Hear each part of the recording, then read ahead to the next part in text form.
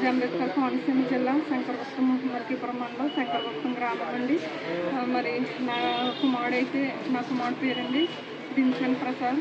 మా బాబు అండి 8th క్లాస్లో రాజమండ్రి శ్రీ చైతన్య మోరంపూర్లో జాయిన్ చేశామండి. బాబు అయితే 7th వరకు బెహ్రన్లో చదివచ్చాడండి. 8th తీసుకొచ్చి CBSE ఉందనేసి మేము మోరంపూర్ రాజమండ్రిలో శ్రీ చైతన్యలో జాయిన్ చేశామండి. 8 డేస్ కలర్గా వెళ్ళాడండి. 9th క్లాస్ హాస్టల్లో జాయిన్ చేసాము. 10th కూడా హాస్టల్లోనే ఉన్నాడండి. లాస్ట్ వీక్ నాకు ఫోన్ చేసి మమ్మీ నాకు ఫీవర్గా ఉంది అని చెప్పాడండి. సరే అయితే ఫీవర్ ఉందా బాబు, నేను వచ్చి తీసుకెళ్తానంటే లేదు మమ్మీ వైరల్ ఫీవర్ అన్నారు.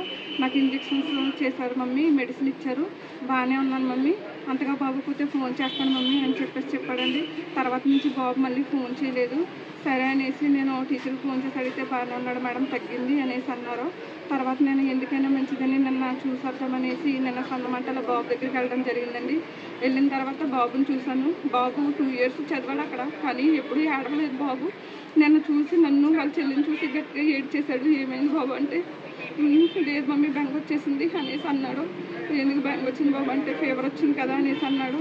ఆ తర్వాత రైట్ హ్యాండ్ అండి ఇలాగ ఇలా చూస్తే ఇక్కడ కాలిపోయినట్టుంది, ఏంటి బాబు అంటే వాటర్ పడింది మమ్మీ అనేసి అన్నాడు. హాట్ వాటర్ పడింది అందుకే ఇలా అయిపోయింది అన్నాడు. సర్లే చాలా వీక్గా ఉన్నాడు, అసలు బాగోలేదనేసి నేను మిస్ దగ్గర తీసుకెళ్ళి అసలు మాట్లాడలేకపోతున్నాడండి. చాలా వీక్గా ఉన్నాడు, వైరల్ ఫీవర్ కదా బాబు నేను ఇంటికి తీసుకెళ్తానని చెప్పేసి అడిగానండి టీచర్ని. అయితే ప్రిన్సిపల్ సార్ని అడిగి హాస్టల్ ప్రిన్సిపల్ని అడిగి తీసుకెళ్ళండి అని చెప్పారండి. సరే అనేసి ఆ హాస్టల్ ప్రిన్సిపల్ దగ్గరికి వెళ్తే ఆయన అన్నారు, అమ్మ బాబు బాగానే ఉన్నాడు కదా, నేను 2 days తర్వాత పంపిస్తాను అన్నాడు. లేదండి ఇక్కడ ఏదో హాట్ వాటర్ పడిందంట, కాలింది అంటున్నాడు. మళ్ళీ ఇలా చూస్తే ఇక్కడ చెయ్యి కూడా కాలిందండి, హాట్ వాటర్ పడిందని చెప్పాడంటండి. వాళ్ళకి కూడా వాళ్ళు ఆయింట్మెంట్ తీసుకుని ఇచ్చారంట, బాబు రాసుకుని అప్లై చేశాడంట. హాట్ వాటర్ అనే చెప్పాడండి అక్కడ కూడా వాళ్ళతో కూడా. మరి హాట్ వాటర్ పడితే నాకు ఇన్ఫామ్ చేయాలి కదండి, ఇలా కాలిపోయిందంటే ఇప్పుడు తగ్గిపోయింది కదా మేడం, ఈ 2 days బాబుని తీసుకెళ్ళొద్దండి, గురువారం వచ్చి తీసుకెళ్ళండి అని చెప్పేసి అన్నారండి సారు. సరే సార్ అయితే మరి 10th క్లాస్ కదమ్మా మేము సెలవు ఇవ్వము ఇప్పుడు బాబుకి అని చెప్పేసి అన్నారండి. సరే అని నేను వచ్చేసి బాబు మరి నేను పంపిస్తానంటున్నారు, నువ్వు థర్స్డే వచ్చేది కానీ అని చెప్పి నేను సరే అనేసి గేట్ దగ్గరగా వచ్చి నాకు థాట్ వచ్చిందండి, వేడి నీళ్ళు అయితే అలాగా పడవ కదా, ఈ చెయ్యి అంతా కాలిపోవాలి కదా అనేసి నేను మళ్ళీ వెనక్కి వచ్చి బాబా వేడి నీళ్ళేనా, నిజం చెప్పు వేడి నీళ్ళు అయితే చెయ్యి అంతా కాలిపోవాలి కదా, మరి ఈ చెయ్యి కాలిపోవాలి కదా అంటే చెప్పలేదండి. మరి వేడి నీళ్ళు వేసుకున్నప్పుడు మరి పొట్ట మీద ఏమైనా పట్టాయా అని అడిగితే కొంచెమే కాలింది మమ్మీ ఇలా రౌండ్గా అన్నాడు. చూసేటప్పటికి ఇదంతా కాలిపోయింది. అక్కడే రోడ్డు మీద సెట్ ఇలా లాగేసి చూసానండి, మొత్తం పొట్టంతా కాలిపోయింది. ఏంటని అడిగితే మమ్మీ నేను అడుగుతాను రా లోపల మాట్లాడతానంటే నేను రాను మమ్మీ, నేను చచ్చిపోతాను మమ్మీ, నేను చంపేస్తాను, నేను బ్రతకనని ఏడ్చేస్తున్నాడండి.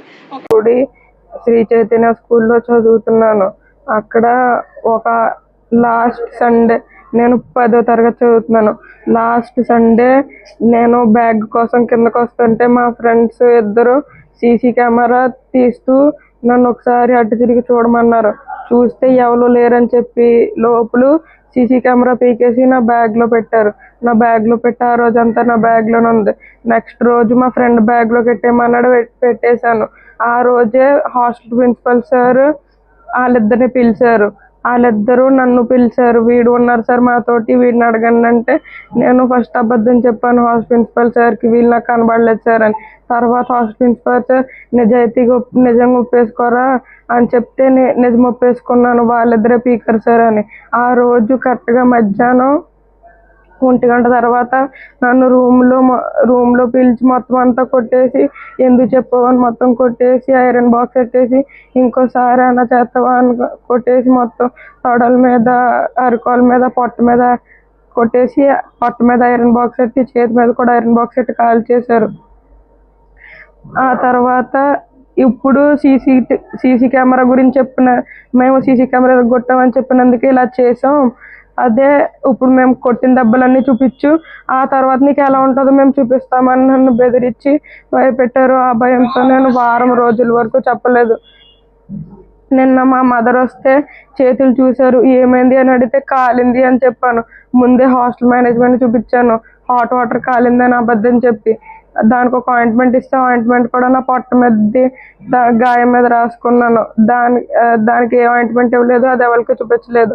నన్నైతే చాలా సెప్టిక్ అయిపోయి మా మదర్ చూసేటప్పటికి చాలా దారుణంగా ఉందని ఇంటికి తీసుకుని వచ్చేసారు. హాస్టల్ మేనేజ్మెంట్ కూడా ఇంటికి వచ్చి అన్నీ రాయించుకుని వెళ్ళారు. ఇలా జరిగింది.